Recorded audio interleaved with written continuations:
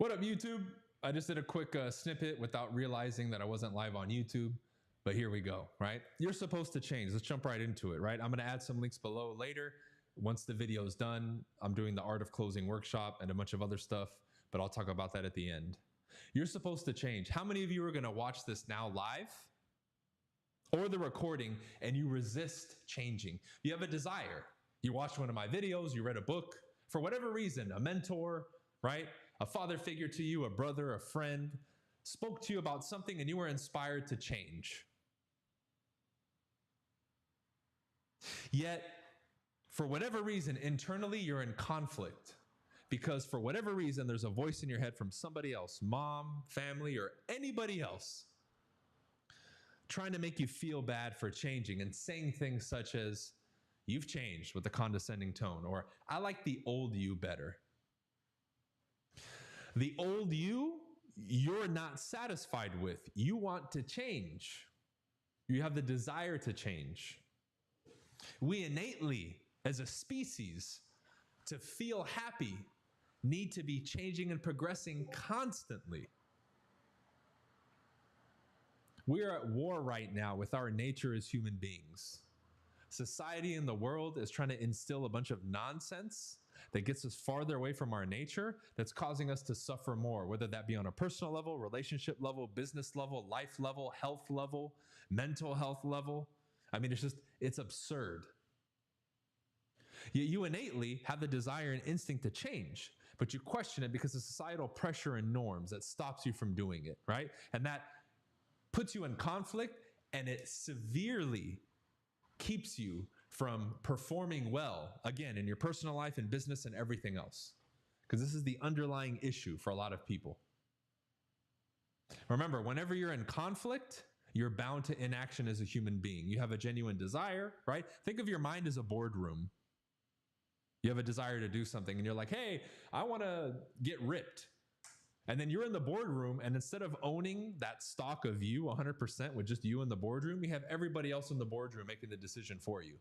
That's how most people live without even realizing it. Everything and everyone outside of themselves holds the ultimate authority and opinion and decision on what they're supposed to do with their life instead of themselves.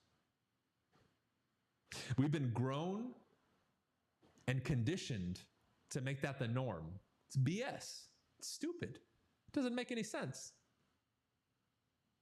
And pretty soon they're going to start trying to police the way that you even think, which is absolutely absurd. Absolutely absurd, 100%.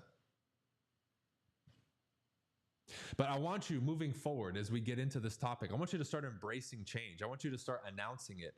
I want you to start celebrating it in other people and yourself, and journaling about it and talking about it and posting about it on your social media. Why? Because it's a beautiful part of the process of a human being, of development, progression, growth, maturity, excellence, is that embracing of change, wanting to change. You see, and that spirit and good faith, what it's going to do is when you talk to people now, right? When you hear opposing viewpoints, it's going to make you a little bit more keen to saying, "Hey, maybe I need to listen to these people. Maybe I need to take this into consideration."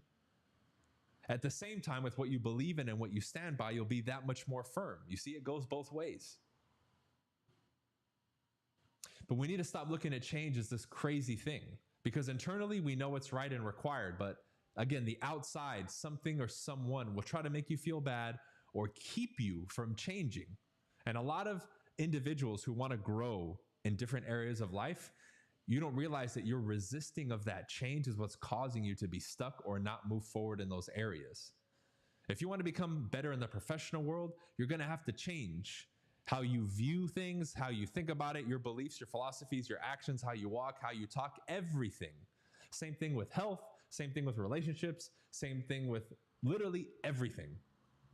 Because we're stuck in our ways, or we have a particular way of viewing something, our perspective, or processing something, right? As an example, you want to become a better public speaker, you're going to have to enunciate better, use different words, be more dynamic with your speech, be able to speak to all different kinds of people from different places, different walks of life, different personalities. It will force you as a communicator to change. And if you resist it, you will not be successful. Same thing with business. I have people coming into me and my world wanting to do things their way. It's like, dude, you know nothing about business. You can't do it your way. That's a recipe for disaster and failure. But again, we're told, well, everything conforms to me and everybody's just going to do it the way I want to do it. And well, that's too hard and I don't want to change. I mean, it's just insane. It's insane. People coming into the business world claiming that their way of thinking or their perspective of how they feel is more important is asinine. It makes no sense. But see, that's the culture that we're creating right now. The snowflake culture that we're in, where everything is soft and mushy. And I call it the Charmin Ultra, right? The Charmin Ultra. Until I show up and I do this. Okay. Do you want to play rough? Okay. No. Say hello to my little friend. And reality smacks them in the face. Welcome to the real world. Welcome to the real world. A lot of what we learned at home, in school, in college, compared to what's really out there and what we're going to have to do are two completely different things. They're like literally dichotomies. Yeah, if you continue to resist change, it's not going to be pretty for you. So ask yourself, what am I resisting, right? I want you all to look right now at what you're doing. Take stock of your life in this moment. Where are you resisting? Is it with health and dietary changes? Is it with the business principles, the success principles that you know are basic and you need to do them, but you keep making excuses and trying to circumvent them instead of attacking them head on? Is it in communication where you're trying to become a better communicator without actually fucking communicating and talking to people? Is it, well, I want to get great at content, but I'm not going to shoot content. I'm just going to study. No, dude, you got to shoot content if you want to get better at making content. Well, I want better people around me. Okay, then why won't you invest in getting into a good community? Well, I left this one comment online on this one channel and nobody responded. That's it? That's resistance to change. You're giving minimum effort and expecting maximum gain. That's not the way the world works. That's not the way the world works, my friend.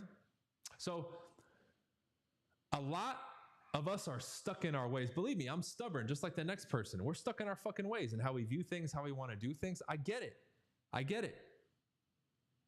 I'm no different than you. It's just, I know when I need to put my own bullshit and my ego to the side and pride and say, okay, you know what? I need to get on this program or do this or listen to this person because they know what they're talking about and I don't. This is just my emotions or my feelings trying to govern the situation. That doesn't make it right. Objective versus subjective. Subjectively, I feel like I'm right, but objectively, from the outside, I'm wrong. And that's a big issue with society today. It's all about subjective reality and this is what I think and my truth.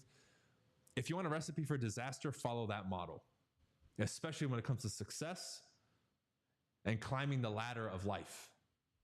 You will fall short. You will be in your own little bubble.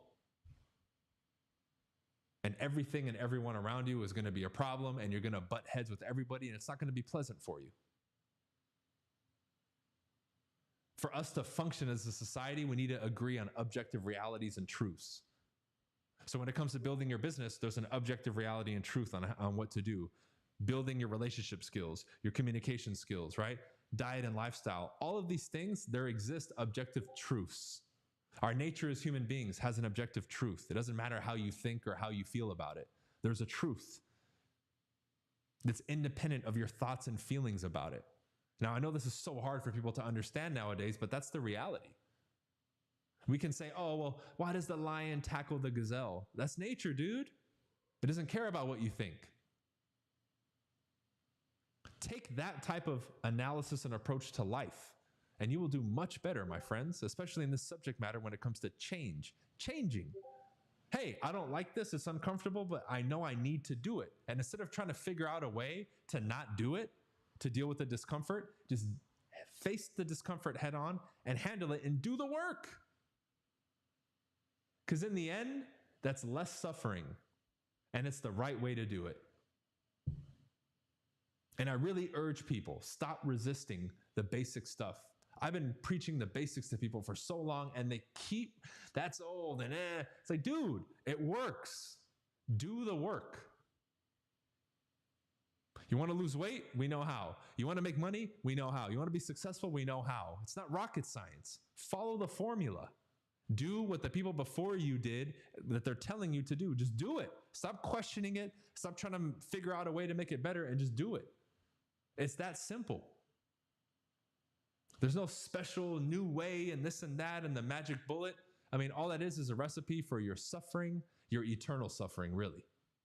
Okay? So I'm glad we got all this stuff set up now.